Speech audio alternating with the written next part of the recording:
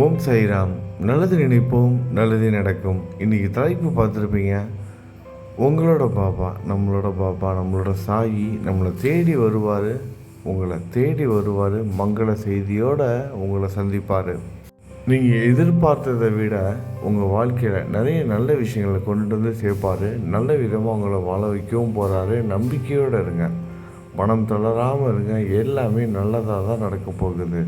நீங்களே ஆச்சரியப்படுவீங்க, இதெல்லாம் சாத்தியமா அப்படின்னு. கற்பனைக்கு எட்டாத விஷயங்களை நொடி பொழுதில் கொண்டுட்டு வந்து சேர்ப்பார். உங்களோட வாழ்க்கையை முற்றிலும் மாற்றி அமைப்பார். எப்பொழுதுமே ஒரு விஷயம் வந்திருக்கு, நல்லதாக இருந்தாலும் கெட்டதாக இருந்தாலும் நம்மளோட கற்பனைக்கு அப்பாற்பட்டு நடக்கிற அந்த நிஜம் இருக்குது பாருங்களேன். அந்த நிஜம் தன்மை, அது அந்த உண்மை கற்பனைக்கு அப்பாற்பட்டு இருக்கும்.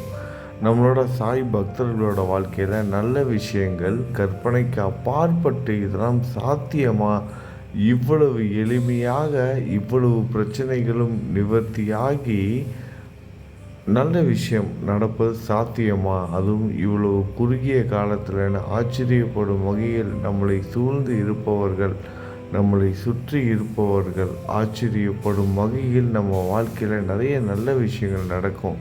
அதை முழுவதுமாக நீங்கள் நம்பணும். அப்படி நம்பினீங்கன்னா கூடிய சீக்கிரமே அந்த நல்ல விஷயங்கள் கற்பனைக்கு அப்பாற்பட்ட வகையில் கூடிய சீக்கிரமே உங்கள் வாழ்க்கையில் நடக்கும். யாரும் உங்கள் வாழ்க்கையை தீர்மானிக்க முடியாது, உங்களால் தீர்மானிக்க முடியும். உங்களுடைய நம்பிக்கை, உங்களுடைய பக்தி, உங்களுடைய அன்பு, நீங்கள் உங்களுடைய இறைவன் மேல் கொண்டுள்ள அன்பு தான் அதை தீர்மானிக்க போகுது. இதை மனப்பூர்வமாக நம்புங்க. அவரோட பாதத்தில் சரணடைங்க, முழுவதுமாக நம்புங்க. அது மட்டும் நீங்கள் செய்தாலே போதும்.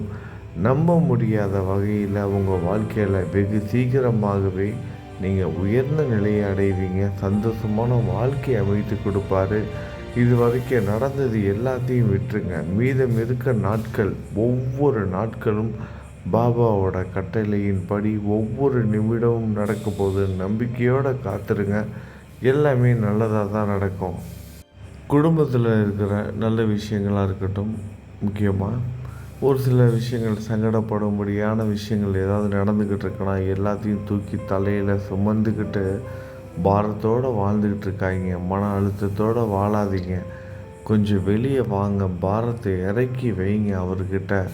நம்மளால் எதுவும் செய்ய முடியாது அப்படின்னு நம்புங்க.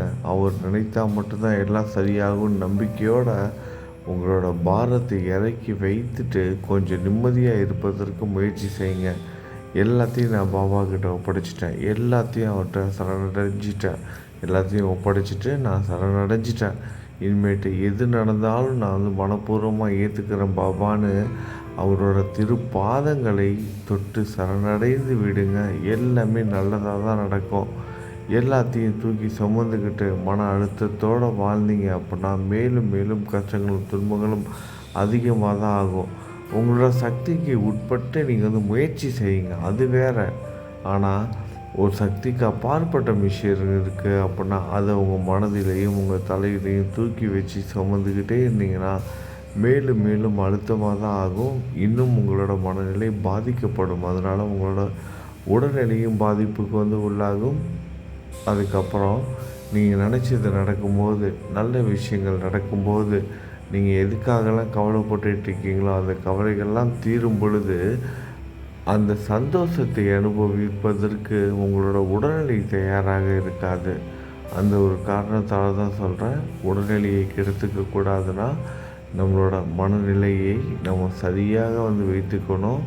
அதற்காக நம்ம 108 முறை ஓம் சாய்ராம் தினமும் எழுதணும். இறைவனோட நாமத்தை ஜெபம் பண்ணணும். கொஞ்ச நேரம் தியானத்துக்கு, இறைவனுக்காக அப்படின்னு ஒரு சேவை மனப்பான்மையோடு, அதாவது முக்கியமாக சொல்லலாம் சேவையெல்லாம் கடந்து நமக்காக நம்ம இந்த விஷயத்தை செய்கிறோம். நமக்காக, அதாவது உங்களுக்காக நினச்சிக்கோங்க. உங்கள் குடும்பத்துக்காக நீங்கள் எவ்வளவோ நேரங்கள் செலவு செஞ்சுக்கிட்டே இருக்கீங்க. 24 மணி நேரமும் உங்களை சுற்றி இருக்கிறவங்களுக்காக தான் நீங்கள் நேரத்தை செலவு செஞ்சிட்ருக்கீங்க. உங்களுக்காக, அதாவது நீங்கள் சந்தோஷமாக வாழணும், நீங்கள் நிம்மதியாக இருக்கணும்னா உங்களோட மன பாரத்தை இறக்கி வைக்கிறோம்.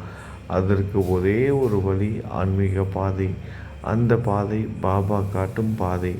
பாபாவோட கைப்பிடித்து நம்ம நடக்க போகிறோம். அந்த பாதைக்காக தினமும் ஒரு 1/2 மணி நேரமோ 1 மணி நேரமோ செலவு செய்யுங்க. அவருடைய இறை நாமத்தை ஜெபம் பண்ணுங்கள். ஸ்ரீ சாய்நாத ஸ்தவன மஜ்ரி பாராயணம் செய்யுங்க. இப்போ நம்ம 108வது பாராயணம் நம்ம ஷீரடியிலேருந்து ஆரம்பிக்க போகிறோம். நீங்கள் ஒவ்வொருத்தரும் கலந்துக்கணும். 108 நாள் பாராயணத்தில் வருகிற அக்டோபர் மாதம், இந்த மாதம் தான் அக்டோபர் மாதம் 12ஆம் தேதி விஜயதசமி அன்னைக்கு நம்ம ஷீரடியில் உட்காந்து படிக்க போகிறோம். அந்த நிகழ்வில் ஆத்மார்த்தமாக நீங்கள் கலந்துக்கிட்டு நீங்களும் படிக்கணும், கேட்கணும். அது மட்டும் இல்லாமல் 108 நாள் பாராயணத்துலேயும் நீங்கள் கலந்துக்கணும். அது வரைக்கும் நீங்கள் உங்கள் வீட்டில் ஸ்ரீ சாய்நாத தவண மஜ்ரி நேரம் கிடைக்கும் போதெல்லாம் படிச்சுக்கிட்டே இருங்க. அப்படி படிக்க முடியலனா கூட 108 முறை ஓம் சாய்ராம் கண்டிப்பாக நீங்கள் எழுதணும், சொல்லணும், இல்லைன்னா கேட்கணும். நம்மளோட சேனலில் தினமும் கூட்டு பிரார்த்தனை நிகழ்வு நடந்துக்கிட்டு இருக்கு, அதை கேளுங்க. அப்புறம் சிவபுராணம் நிகழ்வு, அந்த கதைகளும் நம்ம திரும்பவும் ரீடெலிகாஸ்ட் பண்ணிக்கிட்டு இருக்கோம். அந்த கதைகளையும் கேளுங்க. தொடர்ச்சியாக இந்த மாதிரியான ஆன்மீக வாழ்க்கைக்கு கொஞ்ச நேரம் செலவு பண்ணுங்கள். உங்களுக்கு பிடிச்ச மாதிரி பாட்டு கேளுங்க. மன அழுத்தத்தில் சிக்காமல் இருங்க. அப்போ தான் உங்களோட உடல்நிலை நல்லாயிருக்கும். ஒரு விஷயம் முடியும் போது திரும்ப இன்னொரு பிரச்சனை ஆரம்பிக்காமல் இருக்கும்.